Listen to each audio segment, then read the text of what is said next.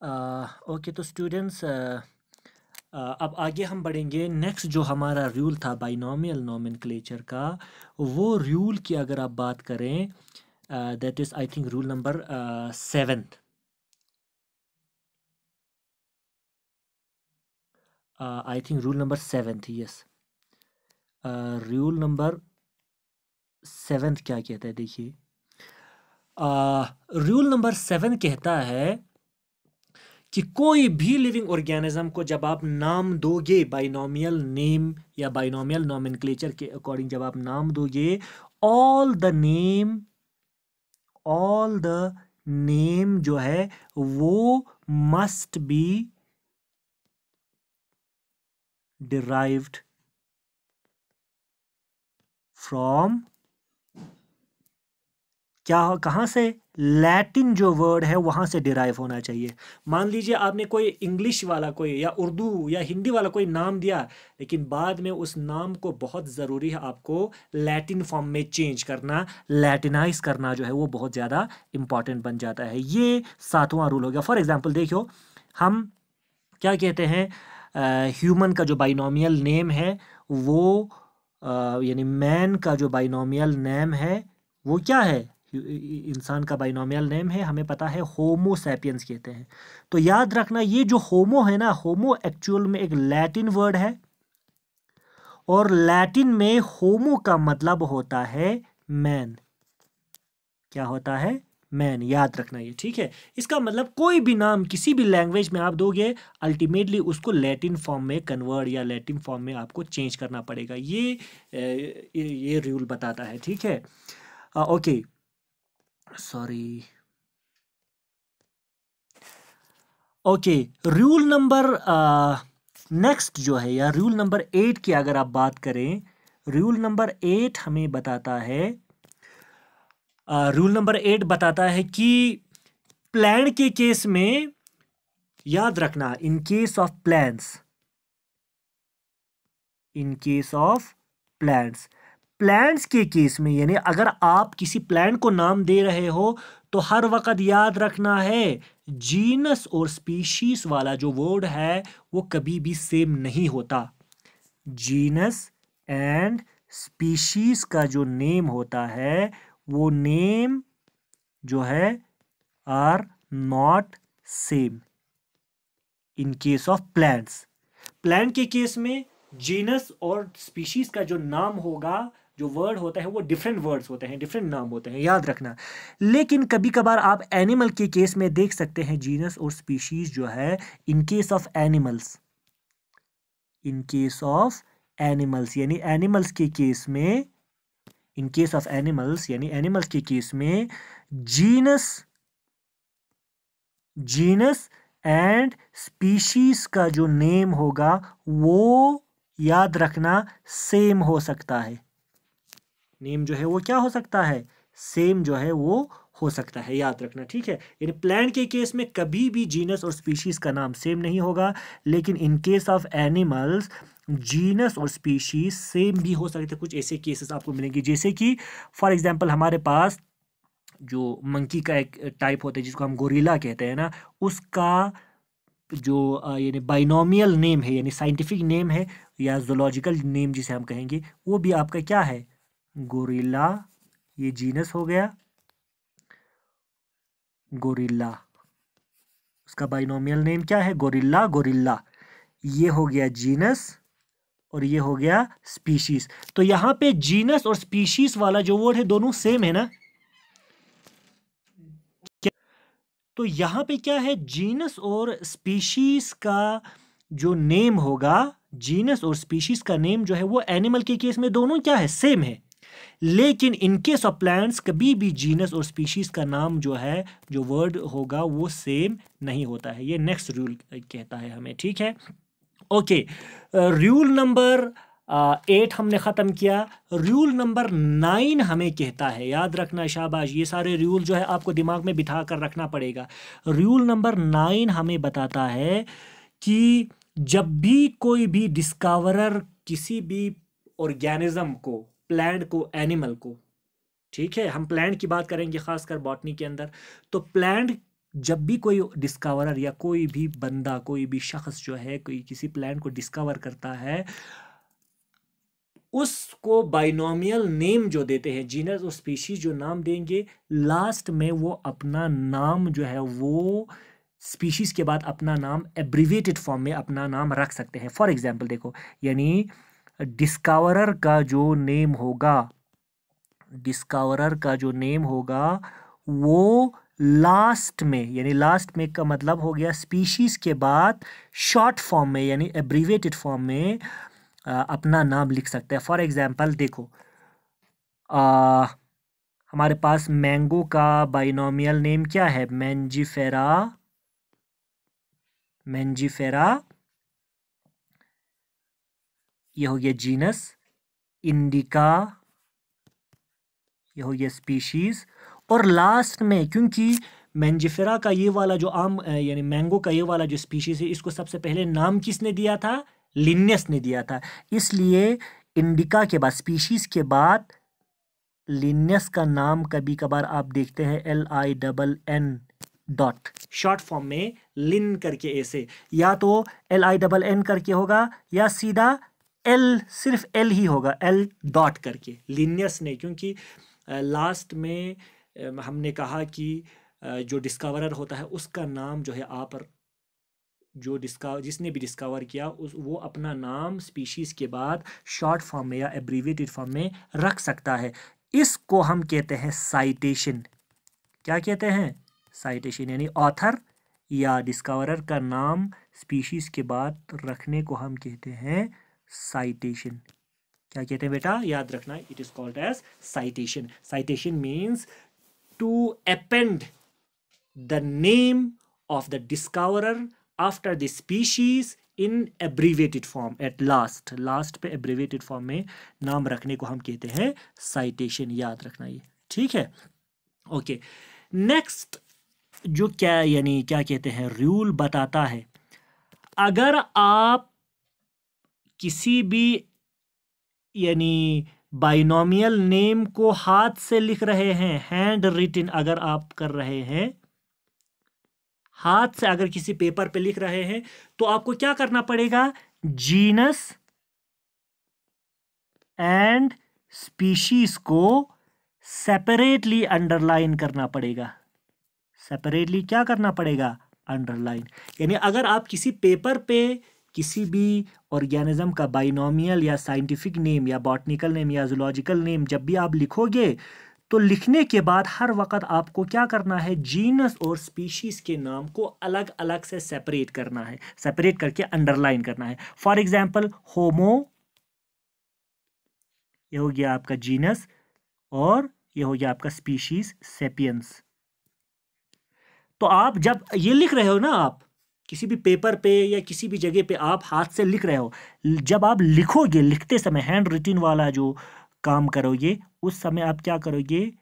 Genus को अलग से अंडरलाइन, सेपियंस को यानी स्पीशीज को अलग से अंडरलाइन आप यानी करोगे। अगर आपने ऐसा किया, मान लीजिए आपने होमो सेपियंस लिखा, अगर आपने दोनों को एक साथ मिला के अंडरलाइन किया, दिस इज द रॉन्ग यानी तरीका है, ठीक है? ये गलत तरीका है। तो आपको करना क्या है? आपको होमो को, जीनस को अलग से, स्पीशीज को अलग से क्या करना पड़ेगा? अंडरलाइन करना पड़ेगा। याद रखना, ये हर वक्त याद रखना है, ठीक है? लेकिन ड्यूसोंग ये हो गया आपका अगर आप हाथ से लिखते हो। लेकिन अगर आप किसी भी जगह पे टाइप करते हो या प्रिंटेड फॉर्म में, अगर कोई पेपर, मिसाल के तौर पर किसी भी लैपटॉप के अंदर यानी आप बाइनोमियल नाम लिखने के बाद उसको प्रिंट अगर करना होगा, तो हर वक्त प्रिंटेड जो फॉर्म होता है, उस प्रिंटेड नाम को हर वक्त आपको किस में लिखना है? इटैलिक्स में। इटैलिक्स सब लोग जानते हैं ना।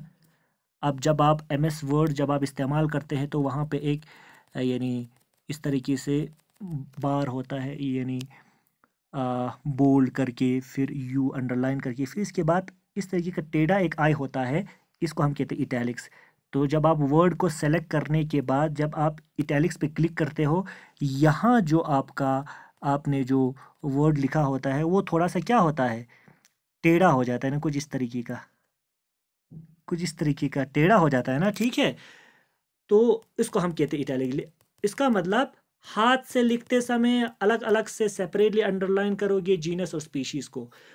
प्रिंटेड फॉर्म में अगर आप नाम लिखते हो तब आप हर वक्त उसको क्या, इटैलिक्स में उसको प्रिंट करोगे। क्या करोगे, इटैलिक्स में, यानी टेढ़ा वाला जो वर्ड जब आपका हो जाता है।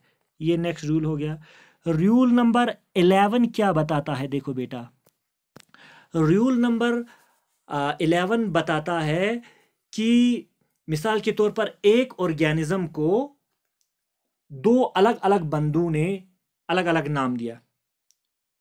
समझ में आया? यानी एक ऑर्गेनिज्म डिस्कवर हुआ, उस एक ऑर्गेनिज्म को दो अलग अलग लोगों ने अलग अलग नाम दिया।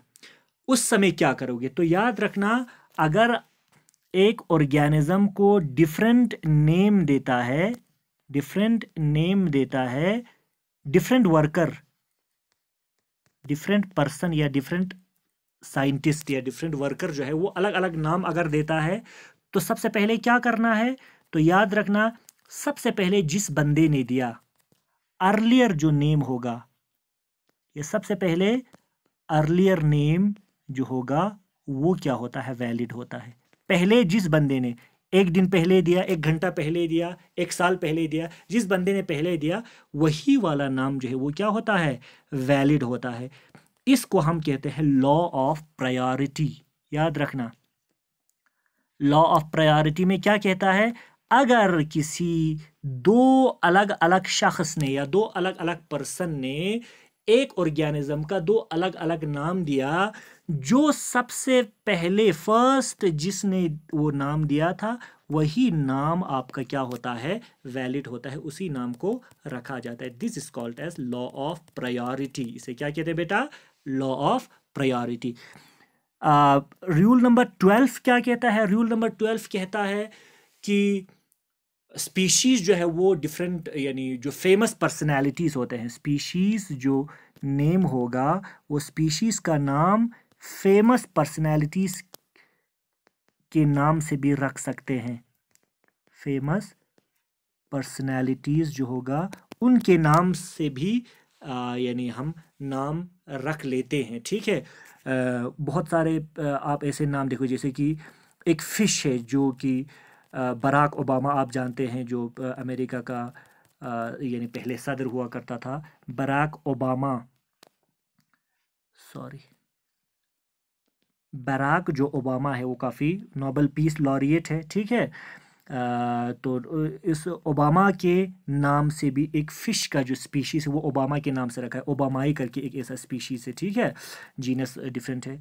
इसी तरीके से दलाई लामा जो है वो काफ़ी फेमस पर्सनैलिटी है पूरे दुनिया में, दलाई लामा, ठीक है।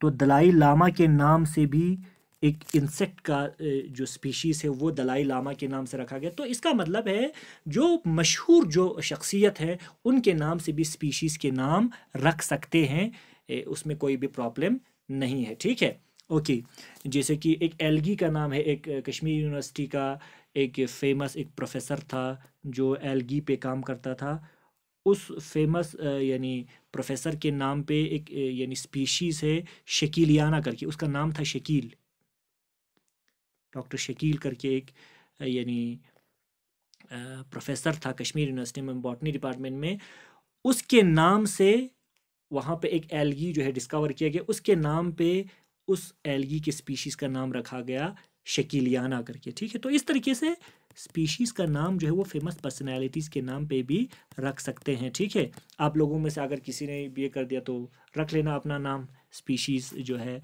वो अपने नाम पर रख लेना, ठीक है।